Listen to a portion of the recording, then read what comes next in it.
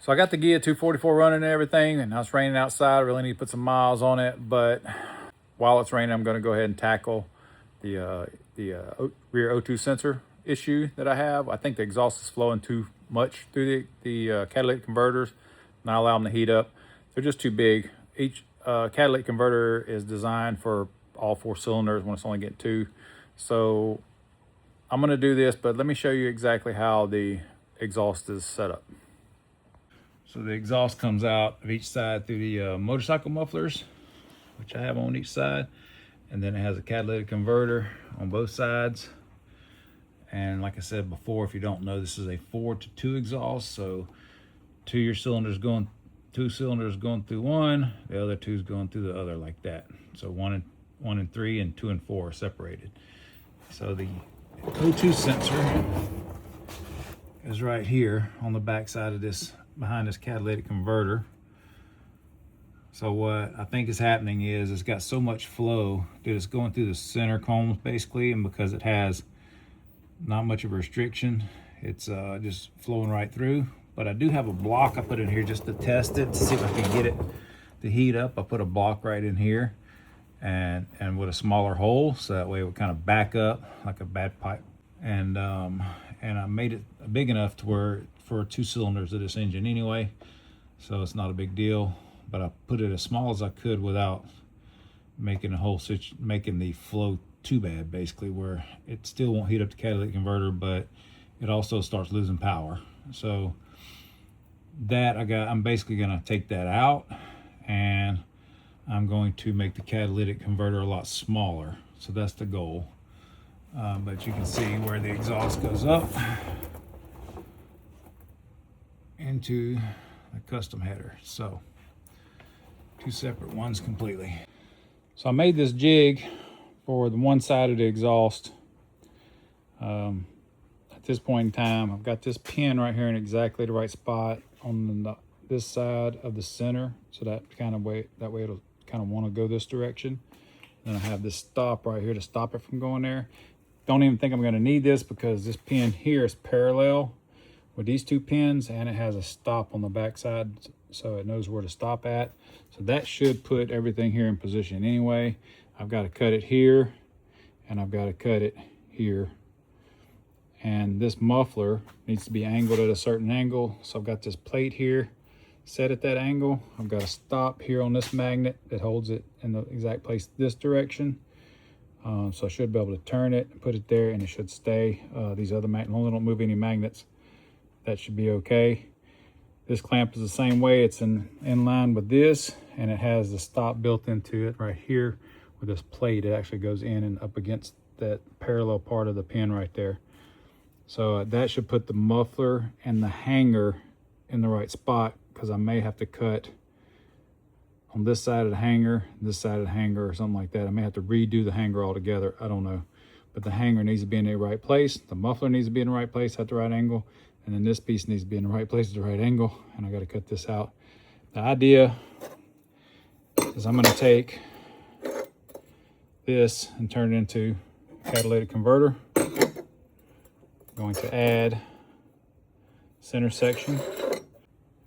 So the idea is to capture a section here, and be able to put it in here where it stops on here and here, and then just weld it around here with the strip that I need to put in the middle. And it should be fine, because the makeup of the catalytic converter probably won't be affected by the heat, because they get super hot in the car. This should allow me, if my calculations are correct, this will be the right size catalytic converter for 2 cylinders. And it'll get hot enough to be able to do its job. Hopefully it don't end up with a problem, but you know, that's why I got check engine lights and things like that we can use. And the whole purpose of this is to be able to have a check engine light. If the catalytic converter goes bad, I'll know the secondary O2 sensor will work right, and go from there. So let me get all this cut up, get it all positioned, and try and get the core out of this catalytic converter. Let's see where it goes from here. So I made this catalytic converter. Got the core from the old catalytic converter over here. Got my O2 sensor in it. Everything ready to go. All I got to do is fit it in here. Should be ready to go. I made the core saw out a piece of the exhaust pipe. Went down in here and cut the core out of it with that, and it worked really well actually. So yeah, I think it's gonna work out pretty good. So I have my own custom tiny catalytic converter. Anyways, we'll see how it works. I hope it works good. I get this fitted and get it back on the car. It doesn't look the best, but the catalytic converter is welded in place. Now I'm gonna let it cool down, put it on the car. And the next firing it up, I'll check the temperature of it. If it heats up enough, not too much, then most likely it's working. And then I can just test drive it after that. So the catalytic converter is in. I ran it, it did not overheat. So I left the restrictor plates in there. I have a restrictor plate here, restrictor plate there. It still didn't get hot enough, unfortunately. This one here is only about 20 degrees lower than this one, which is kind of crazy if you think about it. This has that little bit of material out of one of these is in that one, that little small one. It's still, I don't think it's gonna get hot enough. It may be showing the external because I have 2 layers of metal there. It may be hotter in the core. I'm pretty sure it's hotter in the core, but still not hot enough, I don't think. Only way to know for sure is test drive and everything, but the reality is it's probably not gonna work. So I have to figure out another plan on that one. It may be the material that's in it itself is not gonna get hot enough because it's some cheap Chinese junk, maybe, I don't know.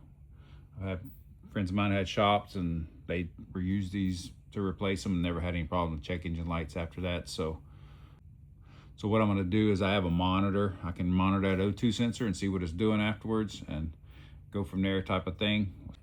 So the restrictor plates are keeping it even as far as the flow goes on each side. So I have the same flow on each side, so it doesn't matter that one catalytic converter is bigger than the other. So at this point in time, all I can do is test drive it and see how it works and see if it's a fail or not. Because honestly, that part of the car is kind of an experiment. You know, I didn't know how that was going to work and how I was going to make that work with the exhaust. The 42 exhaust is definitely different.